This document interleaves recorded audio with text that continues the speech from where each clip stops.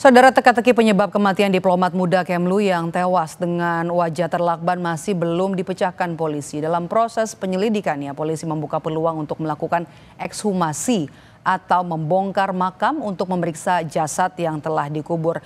Di satu sisi, latar Arya Daru Pangayunan yang pernah menangani kasus tindak pidana perdagangan orang atau TPPO juga kini mulai dihubungkan dengan kasus kematiannya meski Kemlu sudah menepis hal itu. Apa saja kejanggalan dari tewasnya Arya Daru Pangayunan ini? Kita ulas bersama dengan mantan Dubes Republik Indonesia untuk Norwegia Todung Mulya Lubis, mantan Wakapolri Ugro Seno dan juga analis intelijen Wawan Purwanto. Selamat petang Bapak-bapak dengan Maidop di sini. Selamat petang. Oke, saya mau ke Pak Ugro dulu. Pak Ugro, kejanggalan apa yang Anda catat dari kasus ini yang harus didalami lebih oleh polisi? Ya, kalau menurut saya kejanggalan ditemukan meninggal dunia seorang laki-laki dalam ruangan. Kemudian saya tidak tahu hasil pemeriksaan fisik luar apakah ditemukan luka-luka lebam atau luka-luka lainnya. Kemudian bagian kepala dilakban. Ini melihat kondisi seperti ini, ya saya sebagai mantan penyidik melihat bahwa kemungkinan ya seperti yang saya lakukan waktu saya dinas aktif bertugas di reserse ya, ini 50% adalah bunuh diri, 50% pembunuhan. Itu yang saya bisa katakan saat ini sementara. Oke, memang kalau misalnya dilihat dari luar jenazah ini tidak ada luka, kemudian juga polisi menyebut harus masih menunggu hasil otopsi, hasil lab forensik, bahkan kemungkinan juga nanti akan melakukan ekshumasi atau penggalian. Tapi pengalaman Anda sebagai polisi, kalau kita melihat lakban yang rapi pada jenazah, kemudian apa yang bisa digali polisi soal temuan ini? Ya, ini tergantung. Begini, kalau ditemukan mayat dalam kamar ya, kemudian dalam kondisi seperti yang dialami oleh Arya ini, almarhum ini, tidak perlu buru-buru dimakamkan. Ini kan sudah tubuh yang sudah meninggal dunia atau dalam bahasa Inggris dead body. Jadi ini harus benar-benar sempurna olah TKP di tempat di mana korban ditemukan.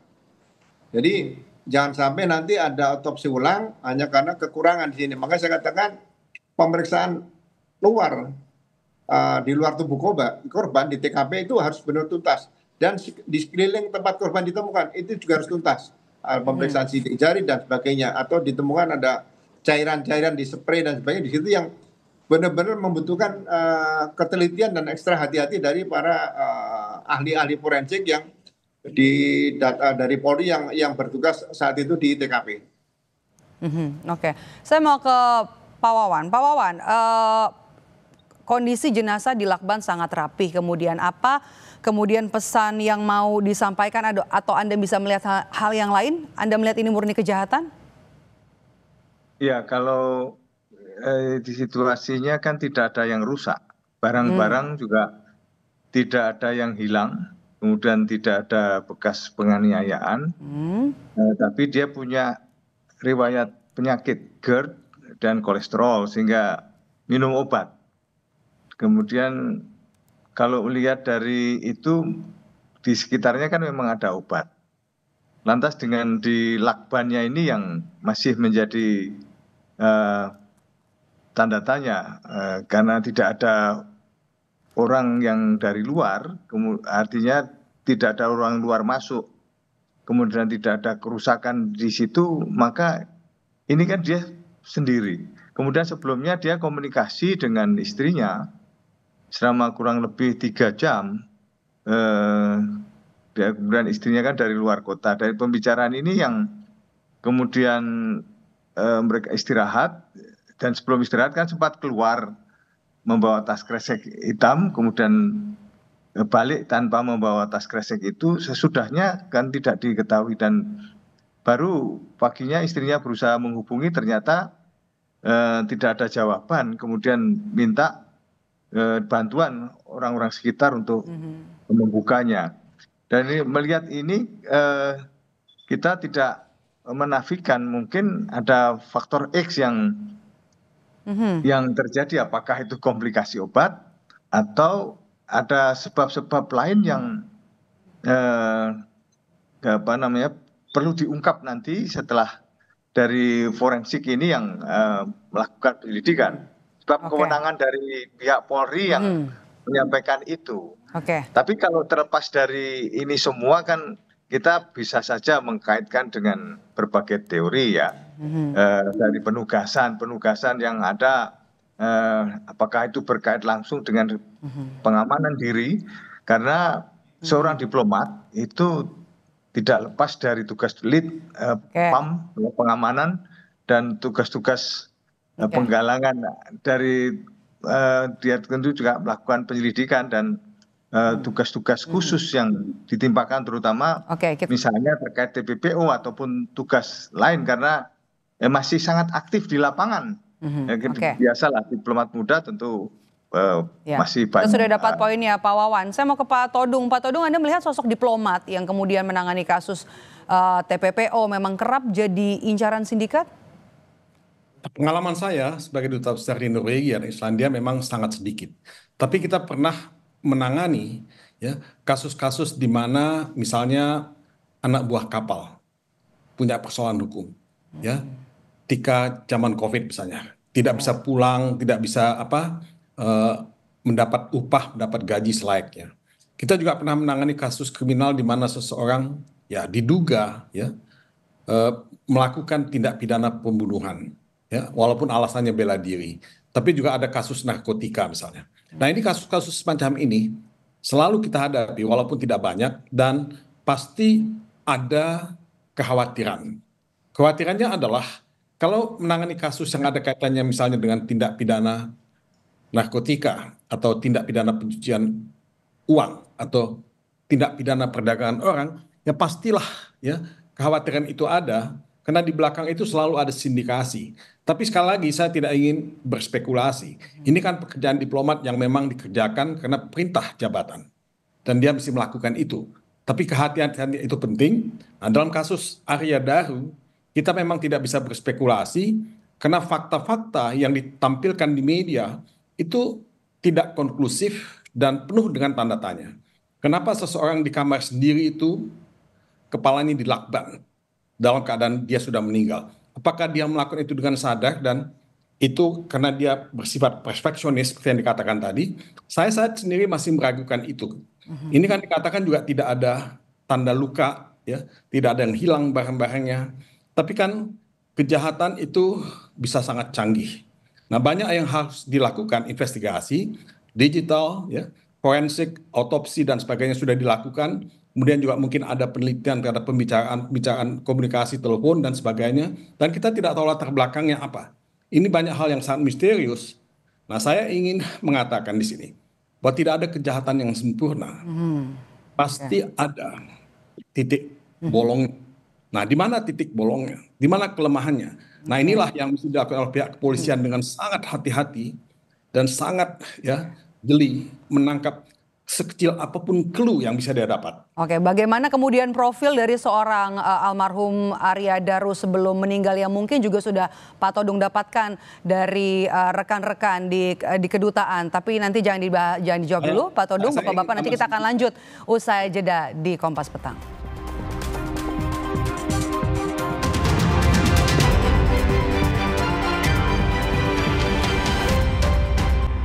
Masih bersama saya Maidop Elfrina di Kompas Petang. Saudara, saya masih bersama dengan 3 orang narasumber, yakni mantan Dubes Republik Indonesia untuk Norwegia Todung Mulya Lubis, mantan Wakapolri Ugroseno, dan juga analis intelijen Wawan Putranto. Saya masih tadi terpotong.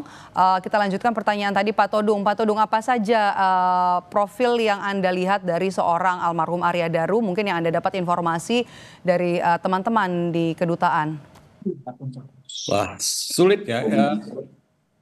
Arya Daru kan tidak ada kaitannya dengan kedutaan besar Republik Indonesia di Norwegia. Dia ditempatkan di Dili dan di Argentina.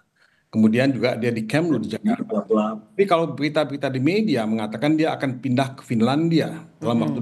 Malah ada yang mengatakan dia sudah membeli tiket untuk berangkat ke Finlandia. Nah, oleh sebab itu dia sudah menjual mobilnya. Tadi saya mendengar ya sebelum wawancara ini dilakukan.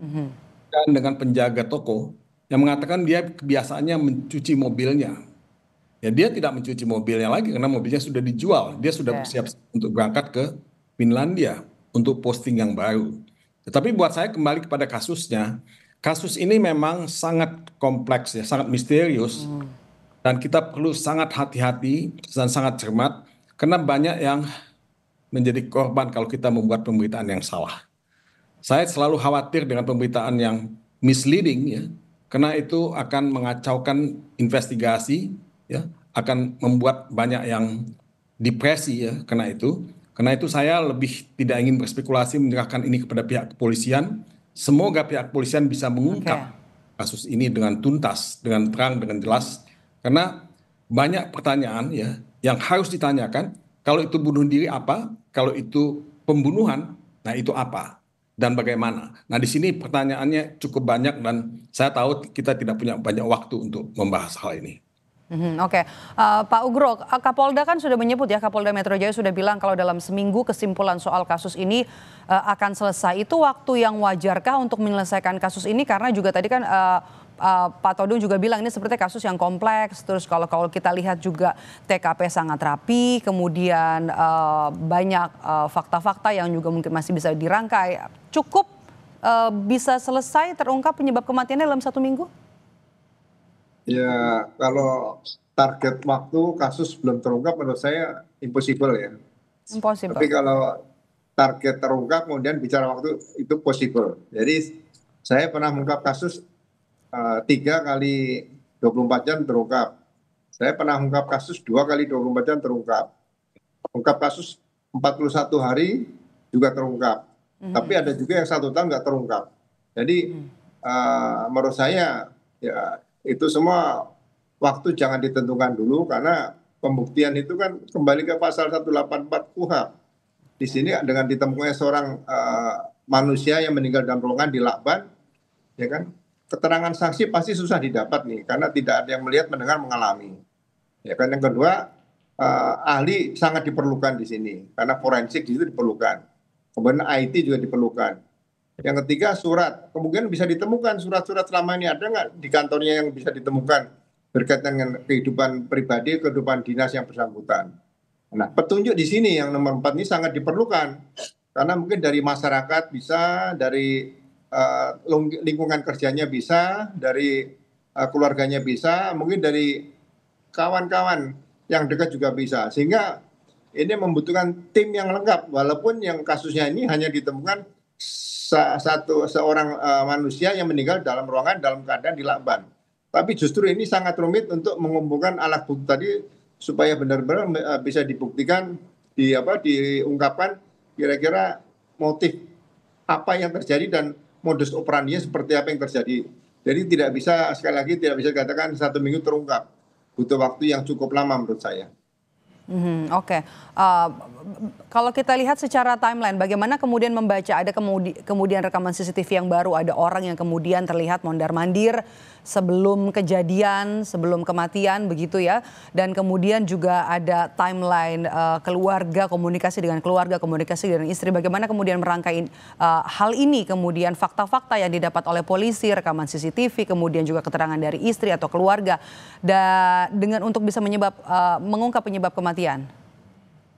Ya, orang-orang tersebut yang masuk dalam rekaman CCTV saya rasa bagian untuk didengar keterangannya sebagai petunjuk nanti karena dia tidak melihat waktu korban melakban atau melakukan ditemukan kemudian meninggal, bukan ada di dalam di situ, sehingga bagi saya itu juga salah satu saksi atau orang yang perlu didengar keterangannya sebagai petunjuk untuk bisa mengungkap kasus ini. Jadi ya berterima kasih masih ada CCTV yang bisa merekam kegiatan tersebut ya. Ada beberapa pihak yang menduga ini adalah kasus bunuh diri. Bagaimana Anda melihatnya Pak Ugro? Ya justru itu dari awal pertama saat ditemukan lakban itu jangan dianggap lakban biasa, ya kan? Kan lakban ini mungkin dipasang lakban apakah langsung 1 roll itu dihabiskan atau hanya setengah roll dihabiskan atau bertahap. Matanya yang tidak dilakban duluan atau hidungnya tidak dilakban duluan atau mulutnya dan sebagainya. Makanya saya katakan pemeriksaan tubuh korban di TKP itu harus tuntas, membutuhkan waktu minimal lebih dari 2-3 jam di situ, sehingga dibutuhkan ekstra hati-hati para ahli-ahli forensik untuk memeriksa tubuh bagian luar korban ini. Oke, Pak Wawan, ini kalau tadi Pak Ugro bilang kan ini bukan lakban biasa, mana yang terlebih dahulu kemudian bagian tubuh yang dilakban ini sepertinya juga bukan kasus kematian biasa, belum ada tanda-tanda atau juga titik terang penyebab kematian, kemudian lokasi atau TKP juga yang rapi. Apa yang kemudian harus analisis intelijen seperti apa yang harus dilihat dalam kasus ini?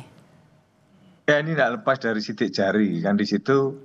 Lakban ini selama ini kan yang tampak memang sidik jari yang bersangkutan sendiri, sehingga kemungkinan dari luar itu masih belum ditemukan apakah ada pihak ketiga. Cuman kan memang untuk masuk ke ruangan situ sulit karena memang dengan kunci tertentu yang hanya dia yang bisa.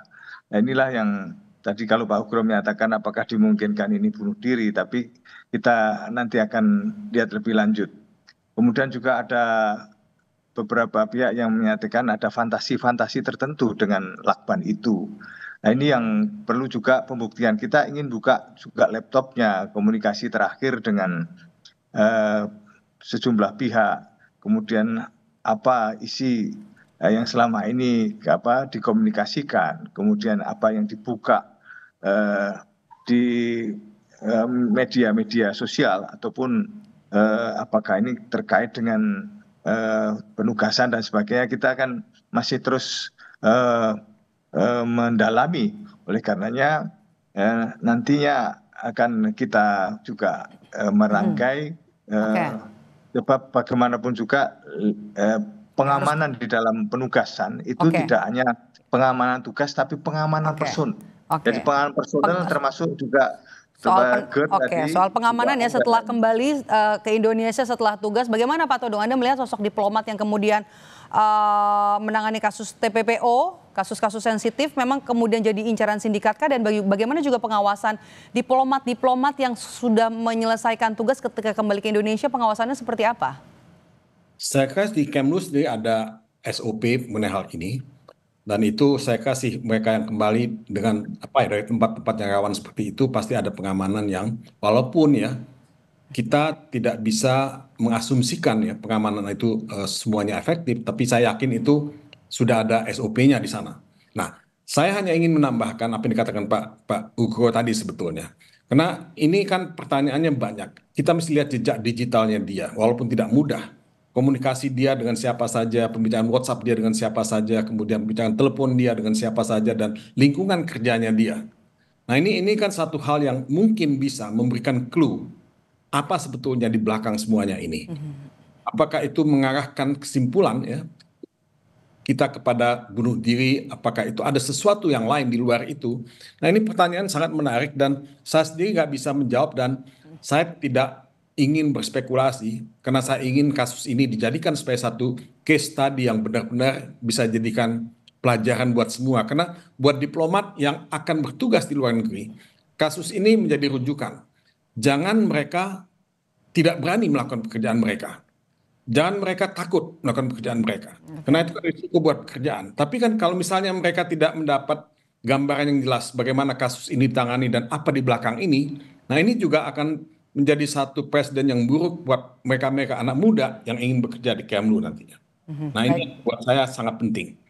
Baik, kita harus tunggu nanti penyelidikan terbaru dari polisi apakah kemudian bisa segera mengungkap apa penyebab kematian dari Arya Daru dalam kasus ini. Terima kasih sudah bergabung bersama kami Pak Todung, Pak Ugro, dan juga Pak Wawan. Sehat selalu Bapak-Bapak. Terima kasih. Terima kasih, selamat sore.